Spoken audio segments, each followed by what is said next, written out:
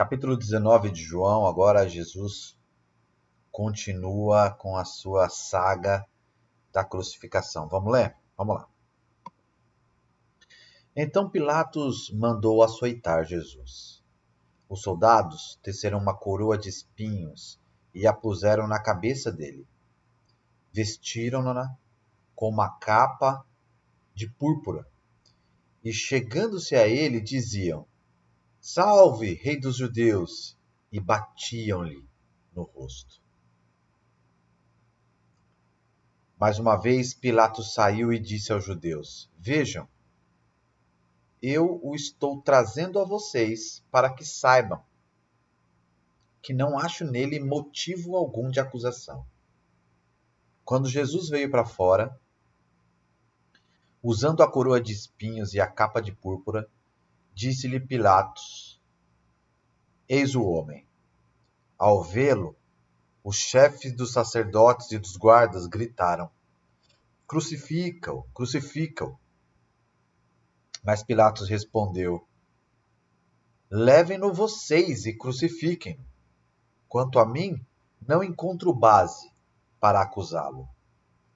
Os judeus insistiram: Temos uma lei, e de acordo com essa lei ele deve morrer, porque se declara filho de Deus. Ao ouvir isso, Pilatos ficou ainda mais amedrontado e voltou para dentro do palácio. Então perguntou a Jesus: De onde você vem? Mas Jesus não lhe deu resposta. Você se nega a falar comigo? Disse Pilatos. Não sabe que eu tenho autoridade para libertá-lo e para crucificá-lo? Jesus respondeu: Não terias nenhuma autoridade sobre mim se essa não te fosse dada de cima. Por isso, aquele que me entregou a ti é culpado de um pecado maior. Daí em diante, Pilatos procurou libertar Jesus. Mas os judeus gritavam: Se deixares este homem livre, não és amigo de César. Quem se diz rei opõe-se a César.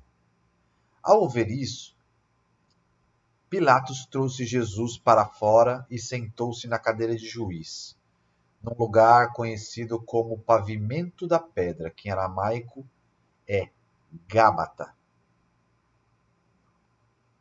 Era o dia da preparação da semana da Páscoa, por volta do meio-dia. Eis o rei de vocês, disse Pilatos aos judeus. Mas eles gritaram: Mata, mata, crucifica-o. Devo crucificar o rei de vocês? Perguntou Pilatos.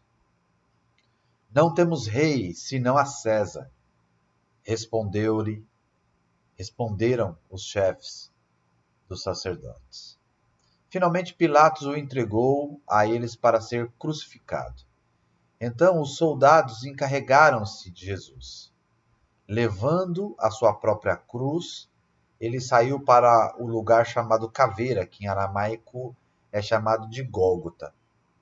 Ali o crucificaram e com ele 2 outros, cada um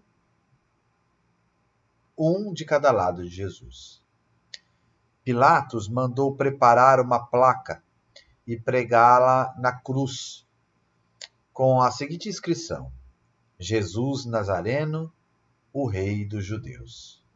Muitos dos judeus leram a placa, pois o lugar em que Jesus foi crucificado ficava próximo da cidade, e a placa estava escrita em aramaico, latim e grego, que eram basicamente as 3 línguas que se usavam naquela época.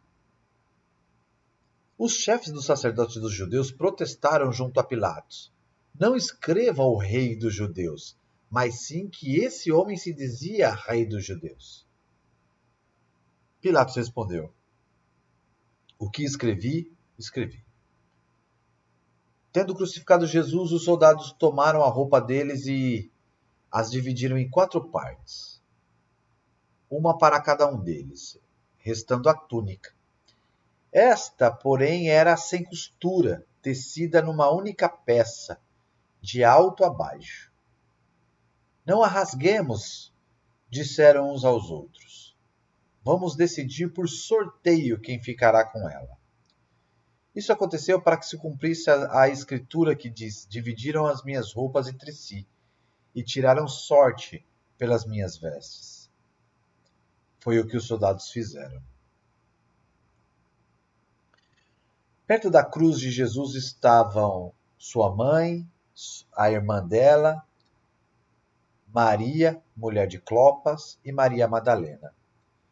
Quando Jesus viu a sua mãe ali e perto dela o discípulo a quem ele amava, disse à sua mãe: aí está o seu filho. E disse ao discípulo: aí está a sua mãe. Daquela hora em diante, o discípulo a levou para casa.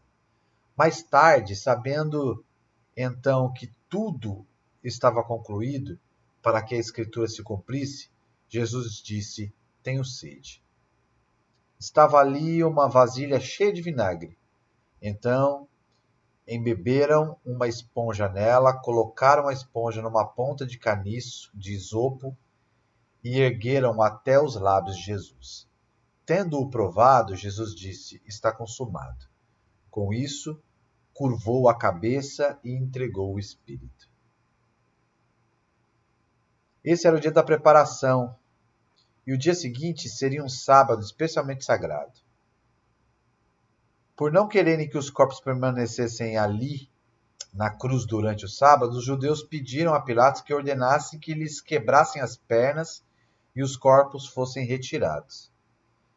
Vieram então os soldados e quebraram as pernas do primeiro homem, que fora crucificado com Jesus, e em seguida as do outro. Mas quando chegaram a Jesus, percebendo que já estava morto, não as quebraram as pernas. Percebam que João ele não narra muitos fatos que aconteceram, né? Ele não narra o fato de Simão, sirineu, que ajudou Jesus a carregar a cruz. Ele não narra que Jesus tropeçou por 3 vezes.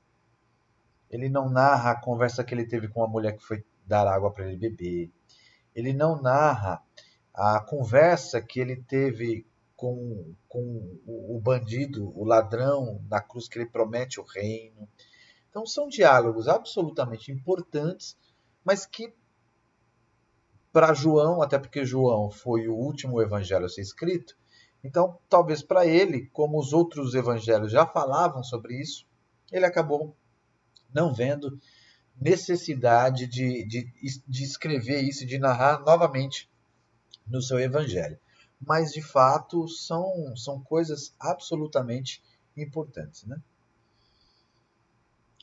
Em vez disso, um dos soldados perfurou o lado de Jesus com uma lança, e logo saiu água, sangue e água.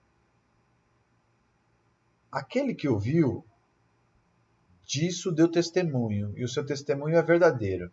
Ele sabe que está dizendo a verdade, e dela testemunha para que vocês também creiam. Essas coisas aconteceram para que se cumprisse a escritura: nenhum dos seus ossos será quebrado. E como diz a escritura noutro lugar: olharão para aquele que transpassaram. Depois disso, José de Arimateia pediu a Pilatos o corpo de Jesus.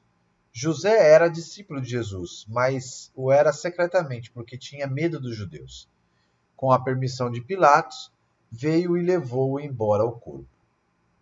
Ele estava acompanhado de Nicodemos, aquele que antes tinha visitado Jesus à noite. Nicodemos levou cerca de 34 quilos de uma mistura de mirra e aloés. Tomando o corpo de Jesus, os dois o envolveram em faixas de linho, juntamente com especiarias, de acordo com o costume judaico de sepultamento. Engraçado, né? Duas pessoas que admiravam Jesus secretamente, que enquanto Jesus em vida não tiveram a coragem de se expor como discípulos ou como seguidores por causa de retaliações. Mas é engraçado como Deus prepara que esses dois são aqueles que preparam o corpo de Jesus. É engraçado isso, né? É como se fosse um momento de se redimir. Lindo isso, né? Lindo.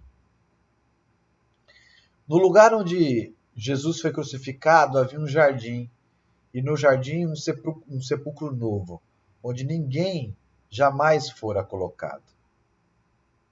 Por ser o dia da preparação para os judeus e visto que o sepulcro ficava perto, colocaram Jesus ali.